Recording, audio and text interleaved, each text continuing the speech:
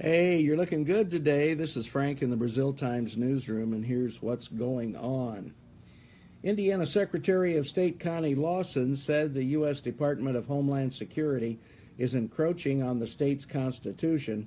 Lawson, who was the keynote speaker at the Clay County Republicans' Lincoln Day dinner Monday night in Center Point United Methodist Church, was discussing the 2016 election. Lawson has served as Secretary of State since 2012 and served in the Indiana Senate for 16 years and was a county clerk for years before that. Even though I knew a lot about elections, I don't think anybody could have been prepared for 2016, she said. Wasn't that a ride? In September, the Indiana State Police visited my office and told me that they had been getting reports from counties about anomalies in voter registration applications, Lawson said. As a result, the Secretary of State's office notified the public to check their voter registrations. The state police had visited offices of the Indiana Voter Registration Project as well. The insinuation was that the employees of the Indiana Voter Registration Project had been given a quota to meet, so many forms were incorrectly filled out and current voter records were changed, Lawson said. Those changes were minor, she added. However, when Lawson's office alerted the public to check their voter registrations, instead of the media saying, "Be careful," the backlash was instantaneous because the Indiana Voter Registration Project turned to the super PAC called Patriot Majority.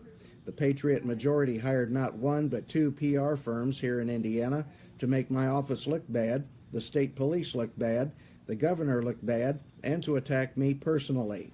She said it was easy to do some quick fact-checking and see that her office was not at fault. An investigation began and is now in the hands of the Marion County Prosecutor's Office, Lawson said. However, Lawson said events transpired which involved the U.S. Department of Homeland Security. As your Secretary of State, I want you to know I am deeply concerned about the future of elections in our country, she said. Just imagine the federal government being in charge of our polling locations. Believe it or not, in the final 2 weeks of his administration, President Barack Obama moved closer to the federal government being in control of our election system. Lawson said the Secretary of the U.S. Department of Homeland Security designated today's election technology and systems as critical infrastructure. We know for a fact that the National Department of Homeland Security was scanning Indiana's data system from November 1 through December 15, and to this day we have not had a credible explanation, and I am still waiting on one. Lawson urged her audience to join her in writing federal elected officials, urging them to overturn the designation. The administration of elections is a constitutional duty that is completely under the authority of the state, Lawson said. I hope you will help me to continue to defend our Constitution.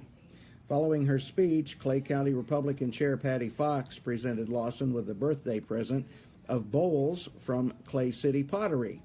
In his closing remarks, Paul Cinder said Vice President Mike Pence's wife, Karen, has ordered bowls from Clay City Pottery, and he is, quote, sure they are being given as gifts around the world.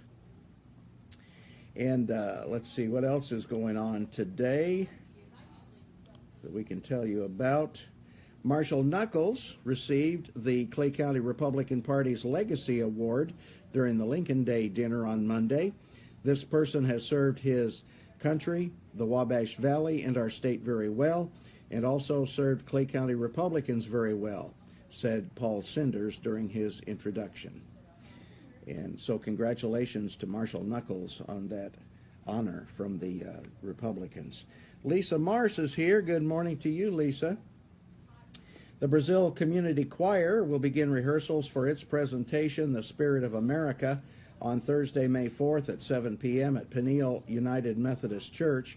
The choir is open to anyone who loves to sing. There are openings for all vocal ranges, especially tenor and bass.